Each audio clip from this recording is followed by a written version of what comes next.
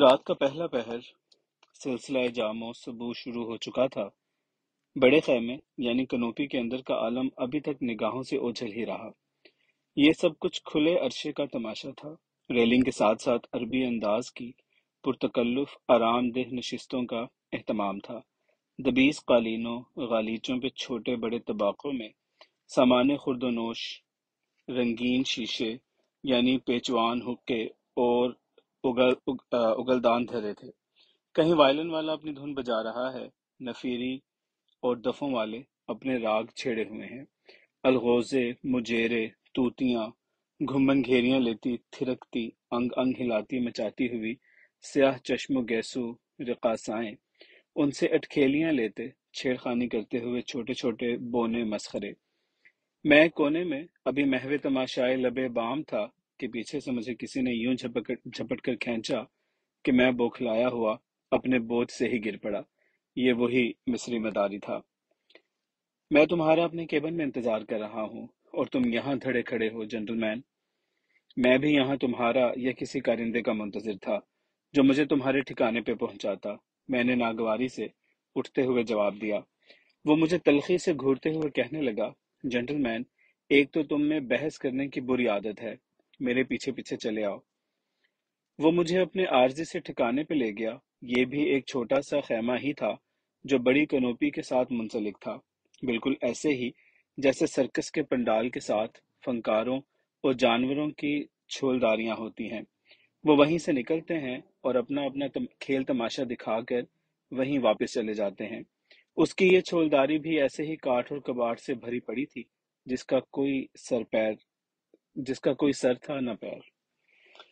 مداری کے جھولے یا عمرو عیار کی زنبیل کی طرح جن میں دنیا جہاں کا طلسم بھرا ہوا تھا، مگر اصل چمتکار تو مداری کی انگلیوں میں ہوتا ہے۔ میری طبیعت چھولداری میں داخل ہوتے ہی اوبنے لگی تھی۔ جن جگہوں پہ ماورائے طبع و فطرت یا چھو منتر قسم کے اشغال ہوتے ہوں، وہاں سڑی ہڈیوں کی بو پیدا ہو جاتی ہے۔ جن بھوت، چڑیل پریت، تعویذ گنڈے، جادو ٹونے والوں کے ہاں بھی ایسی ہی نحوست بھری مسی مسان کی سڑاند بسی رچی رہتی ہے۔ ایسی جگہوں پہ پہلی بار جانے والے اس بدبو کو واضح طور پہ محسوس کرتے ہیں۔ یہی بدبو اس امر کی نشاندہی کرتی ہے کہ یہاں ابلیسی کار کرتوت ہوتے ہیں۔ میری بے چینی اور بے کلی کو بھانپتے ہوئے وہ شاطر کہنے لگا، مجھے اور تجھے بھی علم ہے کہ تم میرے یا خود اپنے کسی کام وام کے نہیں ہو۔ تم در در خوار ہونے والے درویش تو بن سکتے ہو، لیکن کسی در جیسے نہیں۔ درویش بننا مشکل نہیں، البتہ درویش بننا ایسا ہی مشکل ہے جیسے ایک قطرہ نیساں یا صدف کی جنبش جان کا دانہ یکتا یعنی لو لو کا در بننا ہے۔ در زمیم اور زعیم ہونا تو محض ہونا ہے، مگر در یتیم اور در کلیم ہونا دراصل ہونا ہے، جنٹل مین۔ اف خدایا، میں کہاں پھنس گیا۔ میں نے اپنے ہاتھ کنپٹیوں پہ رکھ لیے۔ میں یہ باتیں تم سے کئی بار سن چکا ہوں۔ بات وہ کیا کرو جو سیدھی کانوں سے اتر کر دل میں ترازو ہو جائے۔ مجھے ناک کو بازو پیچھے گھما کر پکڑنا نہ بتاؤ، میں الجھ جاتا ہوں۔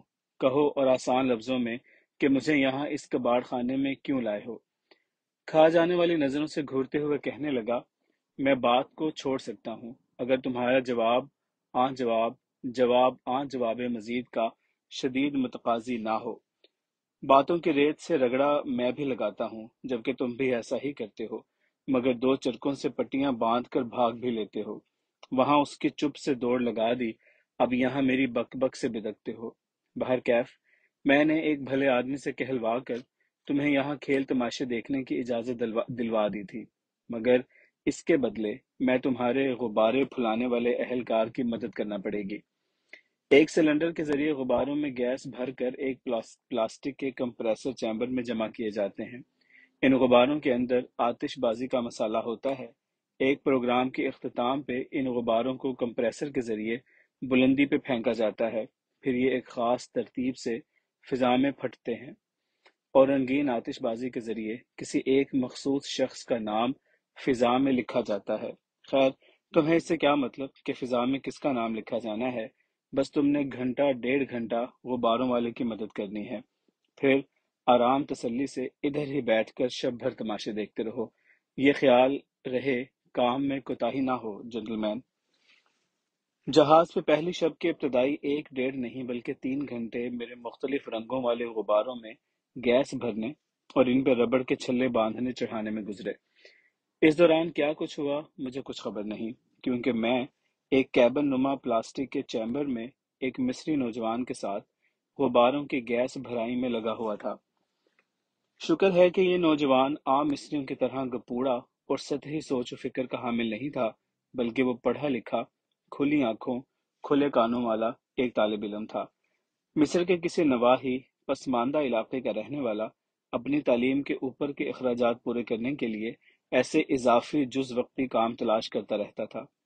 اس کام میں دلچسپی کی اصل وجہ جہاز، دریا کی مفت سیر کے علاوہ غیر ملکیوں سے ملاقاتوں کے مواقع بھی تھے۔ یہ اس کی سوچ درست بھی تھی، غیر ملکیوں سے دوستی پیدا کرنا، ان سے ان کے ملک، کلچر، تہذیب اور دیگر مختلف موضوعات پہ سیر حاصل گفتگو کرنا انسان کو بڑا بلیغ، باخبر اور باعلم بنا دیتی ہے۔ مختلف نوع کی زبانیں سیکھنے جانے کا مفت موقع ملتا ہے، اور اگر کوئی غیر ملکی انسان دوستی، مروت، ہمدردی کے چکر میں پھنس جائے تو وہ انسان کی قسمت بھی بدلنے میں ممد ثابت ہو سکتا ہے۔ وہ بھی کسی ایسی مچھلی کی تلاش میں تھا جو اسے اپنی پیٹھ پہ بٹھا کر یورپ کے کسی سنہری دیش میں لے جائے، جہاں وہ اعلیٰ تعلیم کے ساتھ ساتھ اپنی صدیوں پرانی دہقانی سوچ، انداز زندگی اور جلی سڑی ہوئی جلد کی مانند غربت کے بھیانک نشان دور کر سکے۔ اسے جب معلوم ہوا کہ میں یورپ کا قانونی اور پرانا رہنے والا مسلم پاکستانی ہوں تو اسے بے حد خوشی ہوئی۔ وہ ابتدائی چند منٹوں میں ہی میرا دوست بن چکا تھا، خوبصورت، صاف ستھری انگریزی میں مجھ سے گفتگو کرتا رہا۔ میں حیران ہوا کہ اسے جرمن، فرانسیسی، اسپینش زبانوں سے بھی شدھ بدھ تھی۔ وہ ذہن رسا کا مالک تھا، نکلتی ہوئی قامت، چھریرا مگر بھرپور بدن، گہری کندنی رنگت جو مصری کسانوں دہقانوں کی وراثت ہے، بولتی ہوئی موٹی موٹی مسکراتی سیاہ آنکھیں جن پہ جھکی ہوئی خمدار پلکوں کی ریشمی جھالریں جو کسی قدر نرگسیت کا لطیف سا تاثر بھی چھوڑتی تھیں، آفتابی ماتھا، گھنگریالے گنجان موٹے سیاہ بال، توتمانی ناک کے نیچے ایسے گدرائے گدرائے ہونٹ کہ نگاہ بھی ٹکنے سے گھبرائے کہ کہیں شوق نظارگی کے چبھن سے پھوٹ ہی نہ پڑے۔ دانتوں کی استواری اور سپیدی بھی نگاہ جمال میں بالیدگی پیدا کرتی تھی۔ میں نے اسے ایک نظر دیکھتے ہی اپنے تئیں فیصلہ دے دیا تھا کہ یہ بت کافر، مردانہ وجاہت و جمال کا پیکر، بے پناہ جنسی کشش کا حامل جوان رعنا، یقیناً کسی آسودہ سے لمحے میں ہالی ڈے پہ آئی ہوئی کسی امریکن یا یورپین بڑھیا کے دل میں ایسا پھنسے گا کہ وہ اسے ہر کاسٹ پہ اپنے ساتھ لے جا کر اس کی قسمت بدل دے گی۔ میں نے دیکھا ہے کہ اکثر امیر کبیر، کئی خاوند، انگنت بوائے فرینڈ اور اپنے حیات رنگین کے کئی زمانے کھائی ہوئی الزبتھ ٹیلر کی بہنیں اپنی ڈینٹنگ پینٹنگ، پلاسٹک سرجری کروا کر ان گرم سانولے سلونے ملکوں کی سیاحت پہ صرف اپنی عمر کی گرتی ہوئی دیوار عیش کو سہارا دینے والے کسی مزدور کی تلاش میں آتی ہیں۔ خاص طور پہ نیل کے ساحلی مزدور ایسی مزدوری بڑی رغبت اور محنت سے کرتے ہیں۔ ہو سکتا ہے یہ کلوپیٹرا کی رنگین شبوں والے ایک رات کے مزدوروں والی نسل سے ہو۔ اس کی زبانی مجھے معلوم ہوا کہ یہ بھی اس چلتر مداری کا پھانسا ہوا یہاں پھنسا ہوا ہے۔ وہ بھی چیتا، ناگن کا پروفیسر محبوب، ریزہ ریزہ ہونے والا طلسماتی آدمی اور نیل کا بیٹا وغیرہ وغیرہ کھیل تماشوں میں حصہ لے چکا ہے۔ اس نے مزید بتایا کہ مداری زیادہ تر کسی کو ایک ہی کھیل تک محدود نہیں رکھتا، بلکہ مختلف تجربے کرواتا رہتا ہے۔ آج کل وہ غباروں کا کرتب دکھانے پہ مامور تھا۔ میں نے یوں ہی بات چلانے کی خاطر پوچھ لیا، یہ چیتا بننا، پروفیسر کے روپ میں جل کر خاکستر ہو جانا، ان کھیلوں میں حصہ لے کر تم نے کیا محسوس کیا ہے؟ وہ ایک دل فریب معصوم سی ہنسی ہنسا، کہنے لگا، یہ سب نظر بندی کے کھیل ہیں۔ ہمارے استاد کا اصل کمال الفاظ کا جادو ہے۔ سب سے پہلے وہ ماحول بناتا ہے۔ یہ ماحول بنانے میں موسیقی کے زیر و بم، روشنی کے اتراؤ چڑھاؤ، سائے چھباکے، सैलाब, छुपे हुए खुफिया सिनेमा प्रोजेक्शन के जरिए स्लाइड और स्पेशल बनाई गई फिल्म का इस्तेमाल होता है कि देखने वालों को महसूस तक नहीं होता कि जो पहला दिखाई दिया था वो चीता नहीं, एक नौजवान लड़का था जिसने चीते की खाल ओढ़ रखी थी। वही चीता जब हवा में बुलंद होता है, दहाड़ लगाकर गायब होता है, तो वो फिल्म का सीन होता है जो छुपे हुए बारीक पर्दे पे दिखाया जाता है। ये सब ऐसी फुर्ती और अंधेरे उजाले के कुछ ऐसे छिलछलते हुए लम्हात में यूं मुनफरिद अंदाज में पेश किया जाता है कि देखने वालों की बसारत, समात और अक्ल दिमाग को ये मौका ही नहीं मिलता कि वो असल, नकल या बनावट और हकीकत के दरमियान किसी फर्क को महसूस कर सकें। इसको ही फरेब नजरी कहते हैं। उस्ताद खुफिया उलूम का भी माहिर है। मेस्मरिज्म, इर्तिकाज़ ख्याल, इंतकाल ख्याल से भी बड़ा काम लेता है। यार, क्या ये सब कुछ धोखा और फरेब नहीं है? नहीं, ये तो साइंस है, इल्म और हुनर है, खेल और तमाशा इसी को ही कहते हैं। हर शख्स जानता है कि हकीकत में ऐसा नहीं है। जैसे हम फिल्म देखते हैं, जानते हैं कि ये सब अदाकारी और बनावट है, फिर भी हम देखते हैं, तफरीह हासिल करते हैं। अदाकारी हमें हंसाती भी है और रुलाती भी है, जबकि ये सब महज नकल होती है, असल नहीं। मैंने एक ठंडी सांस भरते हुए कहा, अफसोस है कि इस तरक्की याफ्ता दौर का इंसान सब कुछ जानते समझते हुए भी खुद फरेबी में मुब्तला रहना चाहता है। ये इसकी मजबूरी है। इस गुलफाम ने, जिसका नाम शारिक बतल था, बेसाख्तगी से जवाब दिया। हकीकतें ऐसी तल्ख और जिंदा रहने की मजबूरियां इतनी बेदर्द होती हैं कि इंसान ये बिल्लियां देख कर कबूतर की मानिंद जान बूझ कर आंखें मूंद लेता है। चाहे ये झूठे खेल तमाशे, चश्मपोशियां, झूठी तसल्लियां, ज़ाहरी खुशियां और खोखले कहकहे बेशक वक्ती ही क्यों ना हो, कुछ न कुछ तो जीने की सकत तो देते हैं। पल दो पल के लिए ही सही, इंसान के लिए ही सही, इंसान के चेहरे का जोग्राफिया तो बदल जाता है। जैसे कहते हैं ना, इस सच से वो झूठ बेहतर जो फसाद पैदा नहीं करता, जुदा नहीं करता, इंसान से जिंदगी से नफरत पैदा नहीं होने देता।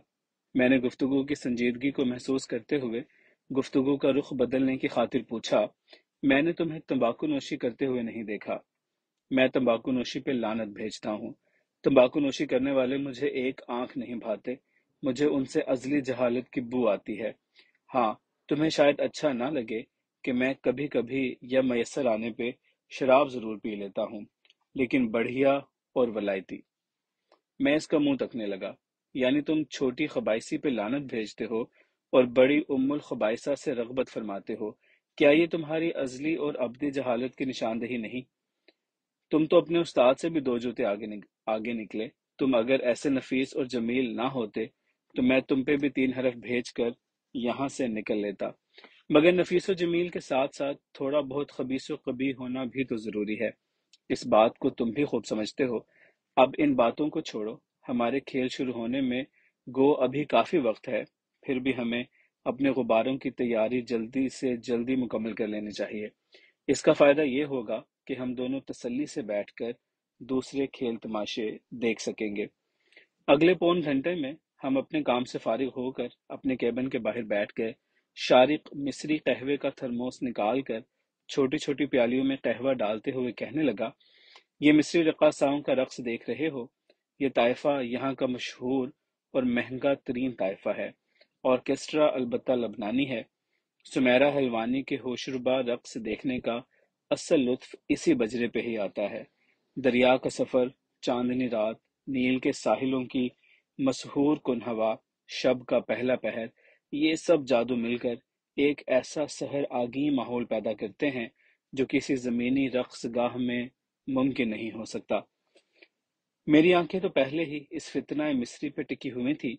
शारिक की इस जादू बयानी पे मजीद खुलकर फटने को आई। मैं देख रहा था इसका फरबा, मुलायम और नूर के सांचे में ढला हुआ जिस्म, जिसमें शायद हड्डियों का कोई वजूद नहीं था।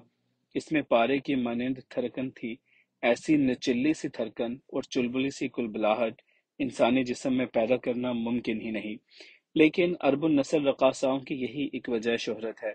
जिस तरह पश्तो फिल्मों में रक्स का महवर भरपूर किस्म की कमर, पुठ और पीठ होती है, بالکل ایسے ہی یہاں کے رقص کا مرکزی خیال یا نقطہ اتصال بھی خوب گدرائے ہوئے پیٹ کے بیچ گہری ننھی سی موتی جڑی ناف اور بار آور سینہ ہوتا ہے۔